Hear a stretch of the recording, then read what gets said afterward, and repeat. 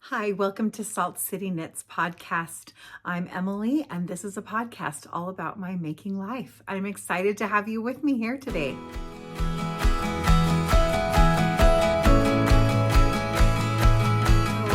Today I have knitting, I have some finished objects and some works in progress, and I have spinning, which I am absolutely loving. So I'm really excited to share those with you today.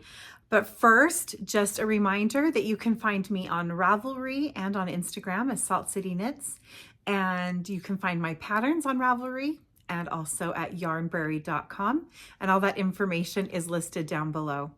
And if you enjoy these videos that I put out, I hope that you will click on the subscribe button and hit like. It really helps me to share my videos with others. It helps those funky algorithms that we're all always dealing with. So thank you for joining me. Today is November 16th and it is very, very cloudy and rainy today. So the lighting is just not awesome, but I don't know that it's going to get any better. And I figured today is the day that I've got, so I'm going to record anyway. So let's start with a little bit of life news. Do I have life news to share? Nothing super exciting. I had a quick little trip this last weekend with my two youngest kids, with Isaac and Abby. We went up to Idaho to go visit some friends. We drove up on Saturday and came home on Sunday. But it was really fun to go and spend time with my kids. We stayed in just an Airbnb and we had dinner and watched, what did we watch? Oh, we watched My Big Fat Greek Wedding again. So fun. Such a funny, awesome, hilarious show. I absolutely love that movie. And then we played games and we got a new to us game. It is called New Phone Who Dis. It is absolutely hilarious. It is not necessarily family friendly, but my kids are older teenagers and they don't like to play kind of raunchy, we call them sketchy cards. But we just kind of edited the game as we went through it and just pulled out the cards that we didn't want to use and removed them from the game so that they weren't in play. But if you haven't seen that, it's kind of an apples to apples style card game, but it's texts that people send and then the cards that you play on it are replies, and they're just really funny and hilarious. So we laughed a ton and it was nice because Isaac did the driving and so I got to do a bunch of car knitting. We had gorgeous sunsets, absolutely beautiful. And it was just really nice and quiet. This week I have just been working on a lot of spinning. I've been dealing with a lot of joint pain, which is meaning that I can't do any one activity for very long. At first I was thinking it was just knitting. I've been dealing with issues in my left hand, both in my hand and up into my elbow. But it doesn't matter what I'm doing, another part of my body will start to hurt. So I think it's maybe related to the weather. I don't know. It's like just lame. I'm not enjoying it. It's better today, so that's good. So I haven't got as much knitting done as I normally would, but that's okay. It's fine. I'm having to take breaks. And I was talking about needing to find balance. So this is a good thing for me. It's helping me to find some balance.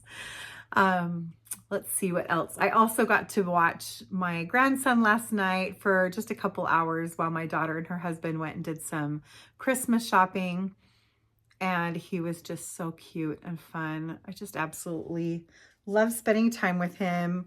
And I can get him to sleep easily. He loves to snuggle with me and it's just been really fun.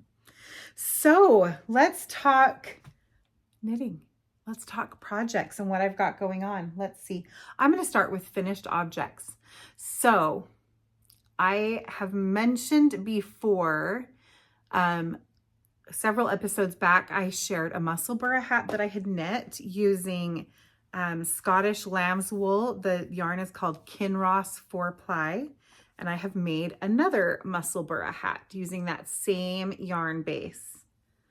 And this is not blocked yet. So this will actually bloom up a little bit more and smooth out a little bit more, but I haven't blocked it yet. And I've made it two-sided. This is a Christmas gift, and the recipient does not really doesn't want a hat that's very deep.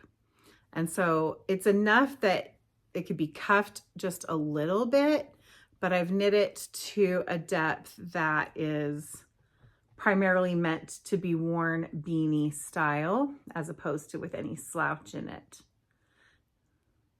And I've had some conversations about the Musselburgh hat and what cast on you use, because you start with this tiny little point, and the cast on I'm using is a disappearing loop cast on, and it does leave some gappy stitches, you know, just bigger stitches right around. The actual starting point cinches up nice and tight, but this first round of stitches is a little gappier, a little looser than I would like it to be.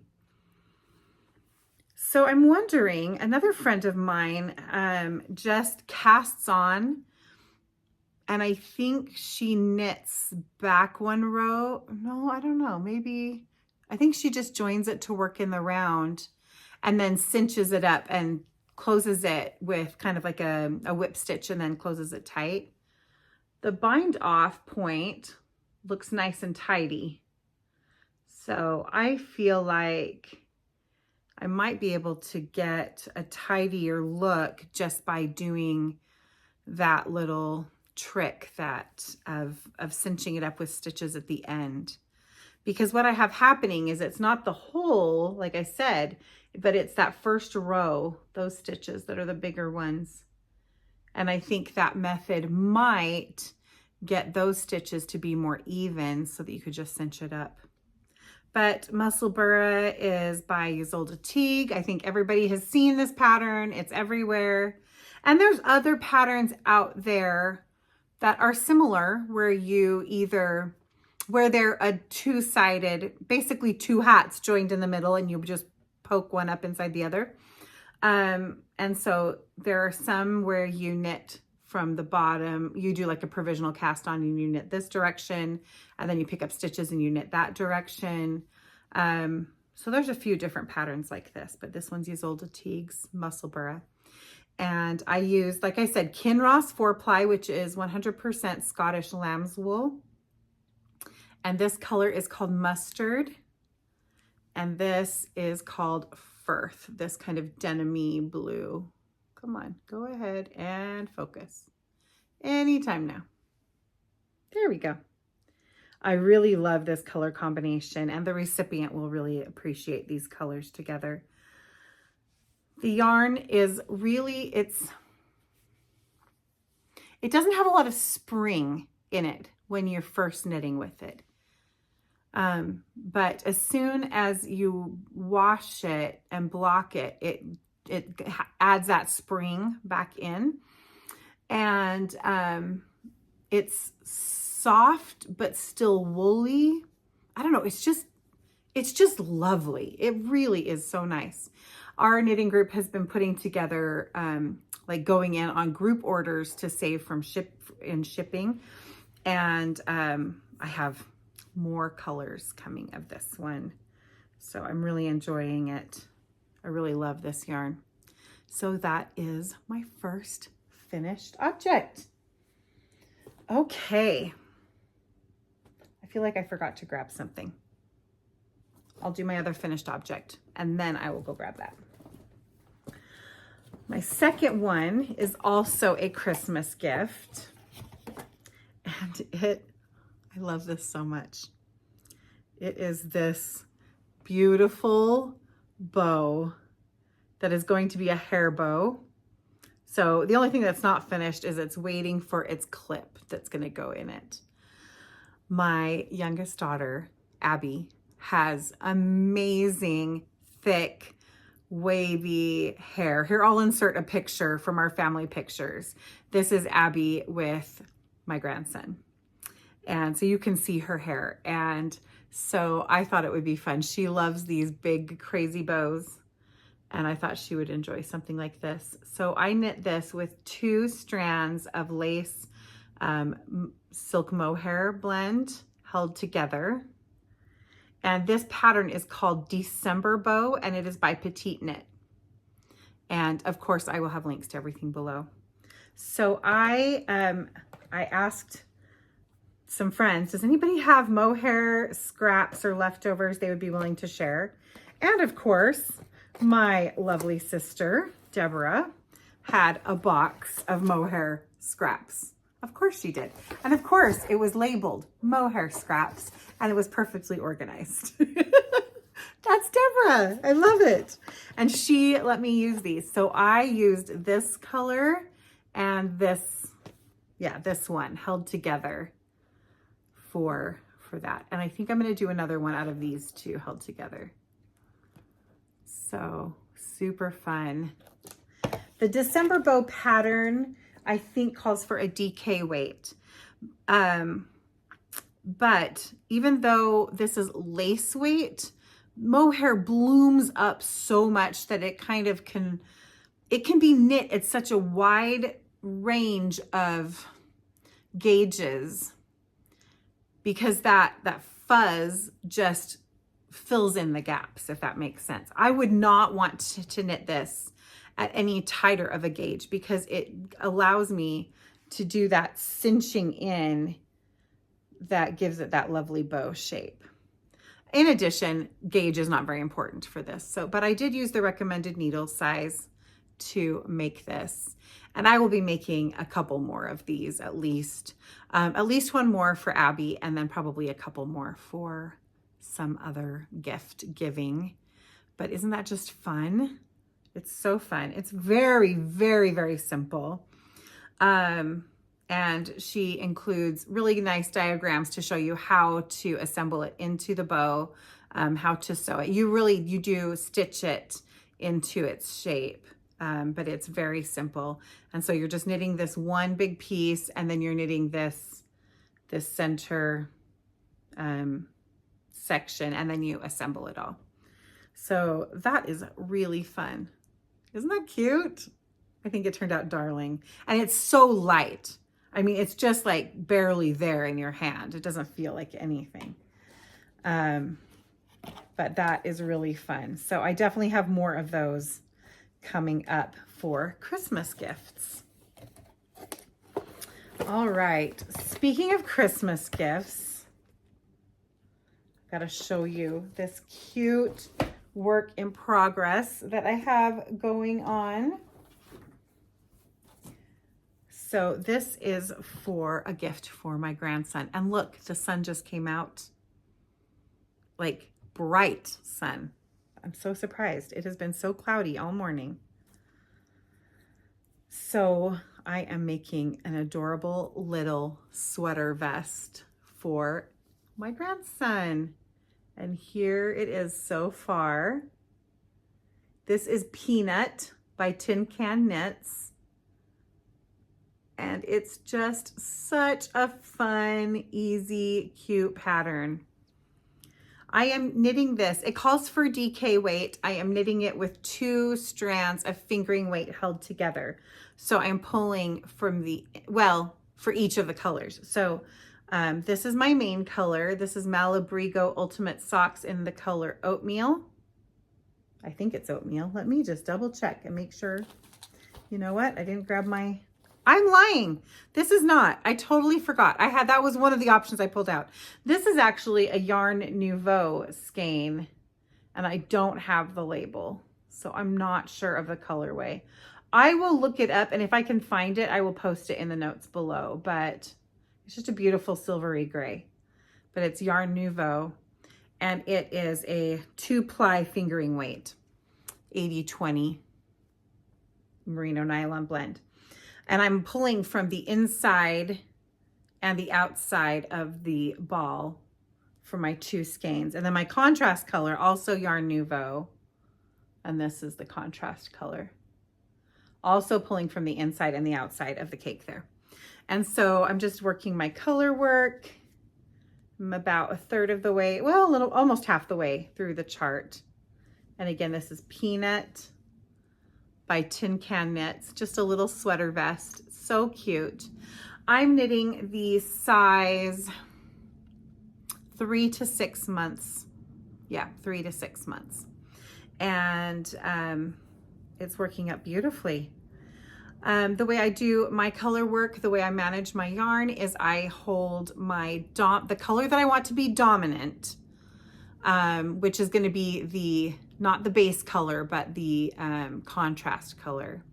I hold in my left hand, which means that I'm knitting that continental style. And then my background color I hold in my right hand, which is I flick. And so that gives me really good color dominance. If you are not familiar with the idea of color dominance, what it means is that your stitches that you want to kind of be the ones to shine, they get slightly less tension or slightly bigger stitches than your background. And that usually is accomplished by holding your yarn in a certain position. So the way that even if you're doing one-handed color work, the way I would always manage that is every time I work a stitch with my background color, I work the stitch and then that yarn comes up and towards me to rest when I'm done with it. And then when I'm working a stitch with the contrast color, the one I want to shine, I work the stitches and then it goes down and to the left. And that means that my yarn, this one is always, I'm going to have a hard time describing this to you. This one is always having to travel just a little bit farther to make the stitch than this one is. And that means that it will get a little bit more presence on the front of your work and it will show up really clearly. Now, when you have a high contrast like this, you don't usually see it being quite as big of a problem, especially if you have bigger chunks of, sorry, I know that keeps going out of focus. If you have bigger chunks of the color work. But if you find that you're working color work and you have like one little stitch or a line or something, and it's just not showing up, chances are you need to play with that color dominance. And it really makes a big difference. I'm going to insert here a picture of a pair of mittens that I made. And these mittens, you can see a line right on the cuff where I switched the color dominance of which color I had. And you can tell the difference. So all I did was change the position of basically which yarn was in the top and to the right and which yarn was on the bottom and to the left. And the one that went to the bottom to the left is my dominant color. And so this picture kind of, I think, helps illustrate what that looks like. You'll see that line where at first one color is a lot more prominent and then it changes. And it makes a huge difference. So, well, actually it makes a subtle at first difference. While you're knitting it, you don't really notice a big difference. It's only when you finish your project that you go, oh, look at that. So yeah. So that is the Peanut Vest by Tin Can Knits, and it's just so fun. So it has these kind of just little speckly patterns on the sides there. And then it has this almost kind of Nordic snowflake style on the front. I am doing all of the ribbing in the main color, so only the color work is going to be in this blue color. And that is really fun. I'm just working a little bit at a time on that to help my hands to not be too sore, which means that other projects are kind of waiting. But I'm going to go grab another one. I'll be right back. Okay. You'd think I'd get my act together, but no, it's just not happening. So first of all, look how cute this beautiful bag is. This bag is from So Sweet Violet. I got it a couple of years ago and I love the little mice. Oh, they're so cute. And how fun is this right here? Oh, it's just perfect for this time of year. And so are these colors. So this is a something that I'm designing as I go. I don't know if I'll publish it or if I'm just going to enjoy it myself, but it is an infinity scarf, or I guess you could call it an infinity cowl. So I started it with a provisional cast on here at the end, and I did a crochet cast on. And then I am knitting it in alternating panels of stockinette and mesh, and then garter stitch stripes. And it's going to be nice and long and then wrap around multiple times. And I'm just really, really enjoying it. It's nice because it's a very simple one. And you know, you get to you have these little mesh sections, which take a tiny bit more paying attention, but then you've got sections of stockinette and sections of garter stitch. So it's just nice. And this is what I worked on during our trip to Idaho. I'm knitting this in all Candy Shop yarns. My main color is Cream Soda, which is one of my very, very, very, very, very, very favorite neutrals. I absolutely love this. Isn't that beautiful? It's warm. It's like vanilla with a little bit of cinnamon sprinkled on it. That's kind of what I think. But Cream Soda. And then I am using the yarns from this. This is from her what is it? Cinnamon Spice and Everything Nice collection. I got the mini skein set. And so it has, here, let me put this down. It has 5 colors. Let's see if I can show these colors well. Aren't they so fun? I love them. And every color will have 2 stripes. So I still need to do my first stripe of this one. Such a pretty brown. So rich and earthy. But I have done 1 stripe out of these other 4 colors. So every one of these will have 2 stripes. And then I'm using, like I said, that Cream Soda for the background. And I think this is going to block up. I mean, you know how it is when you're knitting. And especially with anything lace or mesh, you know, like this, it's going to open up. I do have a mistake right there. I'm calling it a design element. I found that after I had gone through this amount, but my stitch count was still fine. I'm knitting this for myself, so I'm leaving it. Just put that part in the back. Anyway, so that is coming along and it is so fun. And I think this would be a great one because you're going to have 10 stripes of 10 of these color stripes and 10 of these sections.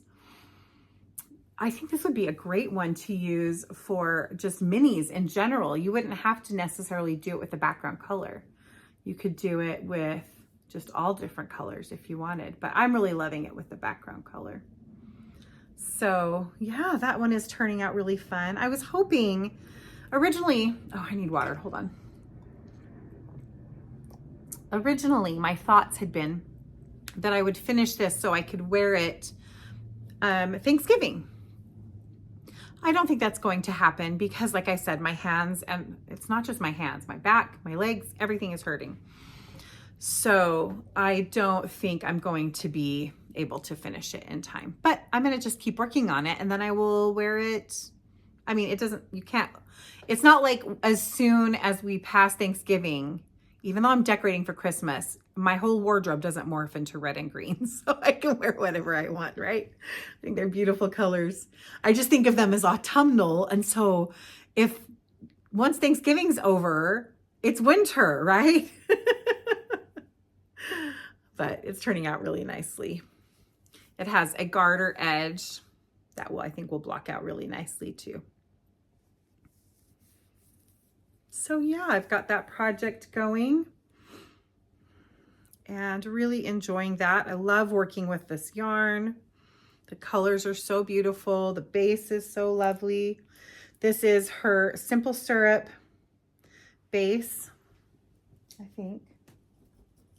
Yeah. And it is an 80/20 merino nylon 2-ply. And I love it. It's so lovely. So I am enjoying that. And I think that's everything I have on the needles, isn't it? Is it? I haven't done anything with my Stephen West shawl yet. It's just waiting. It's not pressing. It's not an emergency. I'll get to it eventually. Let's talk about spinning. I am loving spinning so much I can hardly stand it, you guys. It is just amazing. So I am absolutely in heaven with it. I had hoped that I would finish this little project and have it completely done to show you, but it's taken a little bit of a back seat. But let me show you where I am. So the first thing I spun was a remnant of a braid of some combed merino top, and it was undyed. And now I have a mess. Hold on. I made a mess. Of course I made a mess. So it was not very much yarn, or excuse me, fiber, and it was my first spin. And I ended up making, this is what's left over of my little pile. Beautiful little pile of fluff.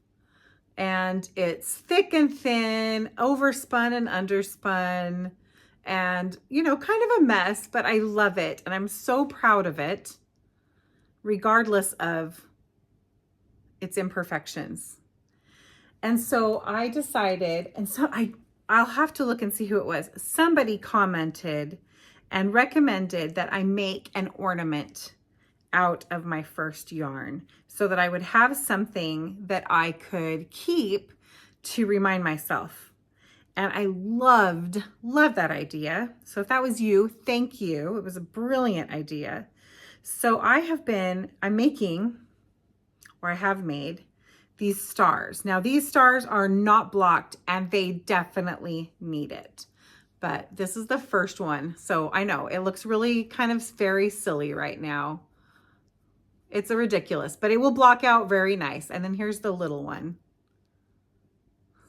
Like I said, looking ridiculous. I promise to show you this once I've actually finished it. But my plan is to just make a little bow out of this leftover bit. It's not enough. I don't think it's not enough to make another star. So I'm going to make a little bow and just hang the stars. Oh, hang them from the points of the bow and just hang it up in my sewing room so that I have something to keep, to remind me of my very first spin. So that is a little project in progress, but it's related to spinning. And then my second spin, I used 100% Polworth roving, which is different than, I'm learning all the things, than combed top, which would come in a braid. And I spun this yarn.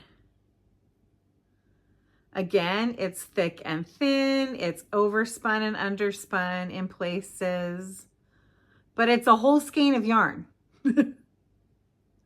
This is just a tie, but you can see like places where the plying looks a little better than others. Like that looks more balanced. And then there's places where it's very unbalanced in the plying.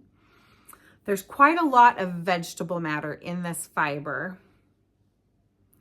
I'm still going to find something to do with it, but it's not next to skin soft. It will probably be good mittens. So that is probably the direction I will go with that. I might dye this. We will see. I haven't decided, but you better betcha that I am going to use it. Okay. So that was my next spin. All right. Then I had a braid of combed Corriedale top that I got from Created by Elsie B. And I spun this. And I'm like, now that is starting to look like some yarn. So Corriedale has quite a long staple, at least what I was working with. And so it took me a little bit to get used to drafting that because my hands had to be quite far apart. And I'm still figuring out tension and so on. So it's This is a fairly consistent bulky weight yarn. So I got about 105 yards out of just over 100 grams. And I think it turned out really, really good. I am very proud of that. I was starting to get the hang of things a little bit more. And I am going to knit a hat out of that one. And this is very squishy. It's not super like silky soft. It's woolly, which I love, but it's very bouncy. I'm really happy with the bounciness of it. I'm really pleased with that. And it has a nice, it's got a nice, I'm gonna open it up. It's got a nice like lay to it. It's not curling back on itself or anything. So I feel like I got the balance of the spin. I think I did a pretty good job with that. Still learning, but I'm really, really proud of it. And it's just so fun and squishy. I love how squishy it is. So very pleased with that. Okay, so then next, yeah, I have been spinning and spinning. So next I had another braid from Created by Elsie B, which was combed merino top. And it's in the peach blush colorway. And this is the yarn that I ended up with. I am so proud of this. And I think it turned out absolutely gorgeous. It's in 2 skeins because my bobbin only holds about half the yarn at a time. So I had to ply it half and half onto each skein. So each of these, this one's slightly bigger than this one. This one's a little more than 50 grams, a little under 50 grams. But it's just, well, it's just over 100 grams altogether. And it is a DK weight 2-ply. And it just turned out so pretty. I love it. I loved every bit of this. As you can tell, it's a color that I enjoy. And I just am absolutely loving it. So I'm really happy with this. I'm really happy with how it turned out. It just is so pretty. And I think I will make a cowl out of this, because this definitely deserves to be worn up by my face. So that is everything I have finished in spinning so far. But I am now working on this fiber right here, which is also combed merino top, and it is from Buckwild Company. And I'll put all the links down below again.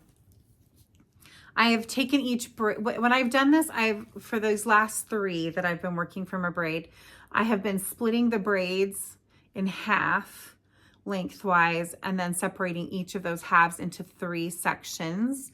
And that is helping me to hold less fiber in my hand at any given one time. And so I just kind of take one of those sections and ball it up like this, and then I can pull from that ball to spin.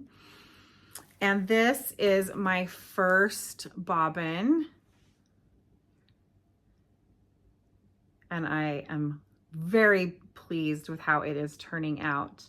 I am spinning lace weight singles with the plan of chain plying these. So they will end up with 3, it will be 3-ply. I think I'm gonna get a sport weight. I think that's what's gonna happen. I don't have the experience yet to know, but I am just really pleased with how far I've come in the uniformity and fineness of my spins. Isn't that pretty? I love it. I'm so pleased with it. It's fun because you already get some barber pulling like here.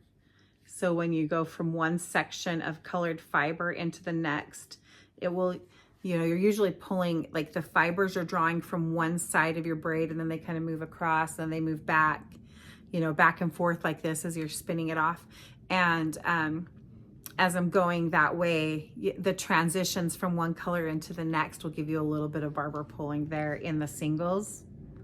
So you can see that in a couple places, but it's very faint. But then I for sure will get more. And I know it's funny because for a lot of commercial yarns, you don't really, I don't know, I think now we like it. I think in old-fashioned views of barber pulling is that was the sign of, I don't know, it made it look homemade, but not in a good way. But how much do we love that now, right? I love it. It's so fun. So that's my spinning so far, you guys. I am loving it so much. And I shared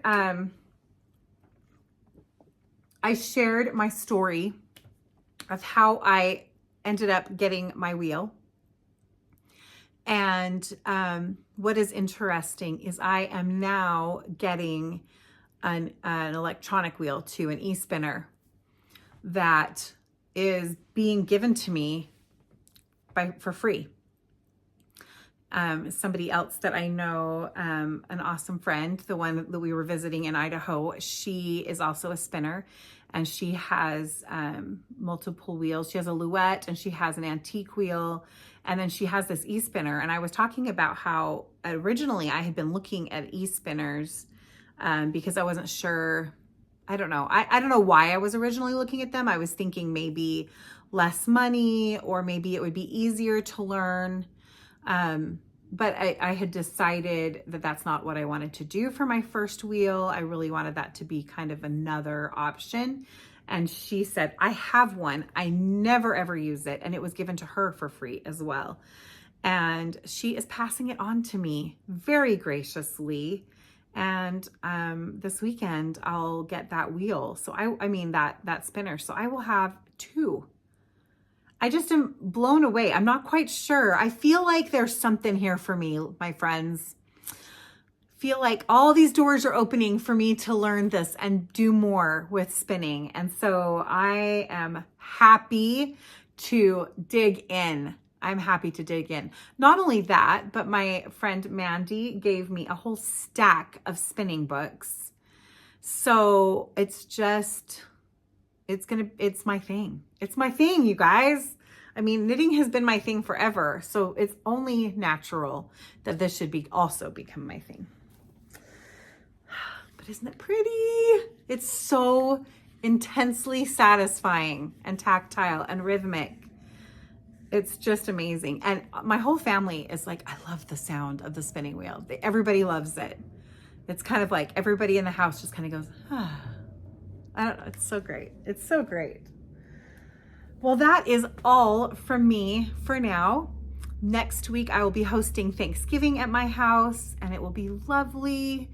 And then I will be recording a podcast the following week.